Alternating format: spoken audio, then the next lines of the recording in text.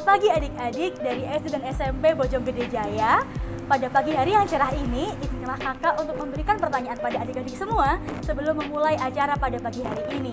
Kakak mau nanya di sini adik-adik siapa sih yang belum punya TikTok? Boleh angkat tangan ya? Silakan angkat tangan buat adik-adik yang belum punya TikTok. Wah, ternyata di sini adik-adik sudah punya TikTok semua. Kemudian kakak akan bertanya lagi nih, siapa sih adik-adik di sini yang hampir setiap hari membuka YouTube dan nonton YouTube? Boleh angkat tangan juga ya.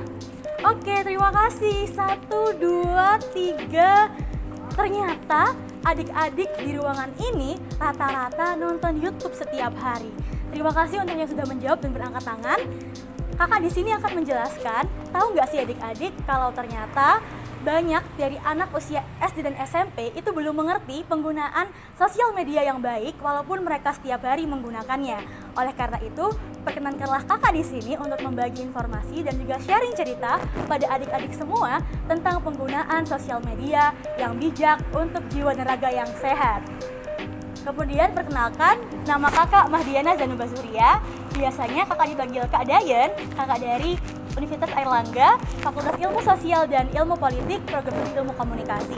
Pada pagi hari ini kakak akan mengkampanyekan bahwa penting untuk kita, generasi muda, itu tahu tentang penggunaan sosial media yang bijak. Nah, berkaitan dengan kehadiran kakak di sini, ada sebuah cerita yang ingin kakak bawakan untuk adik-adik yang sudah hadir pada pagi hari ini. Ceritanya berjudul Nurul si Bijak. Gimana sih ceritanya? Pasti pada penasaran kan? Oke, kakak akan mulai ya. Jadi, di sebuah kota ada anak yang duduk di kelas 8 SMP bernama Nurul. Nurul ini sering sekali menggunakan media sosial seperti TikTok, YouTube, Instagram, dan Facebook untuk kehidupan sehari-hari. Dan Nurul ini lebih aktif di platform TikTok.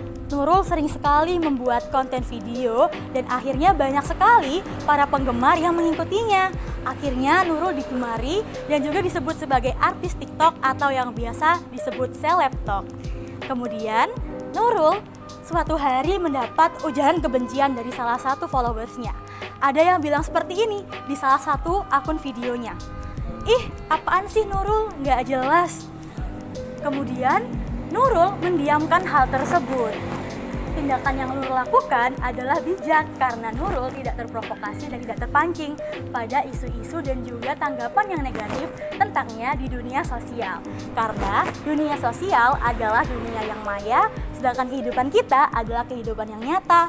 Jadi Nurul beranggapan kalau dunia nyata dan maya tidak bisa dijadikan satu. Kemudian suatu hari Nurul juga orang yang membuli Nurul itu dibully oleh followers Nurul yang lain. Nurul tidak ikut-ikutan membulinya, tapi malah membelanya.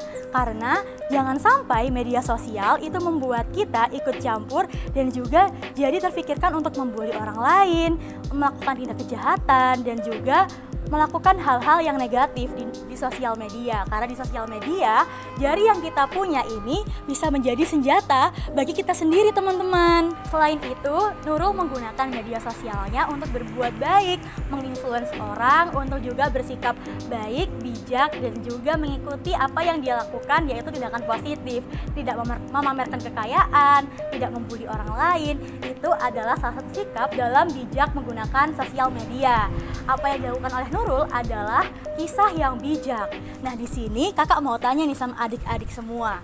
Dari kisah Nurul yang kakak jelaskan tadi, apa sih yang bisa kita ambil? Ada yang bisa jawab nggak? Oke, di sini kakak akan menjelaskan ya. Dari kisah Nurul tadi, kita tahu bahwa sosial media itu punya banyak sekali manfaat positif bagi hidup kita jika kita menggunakannya dengan selektif, jika kita menggunakannya dengan bijak.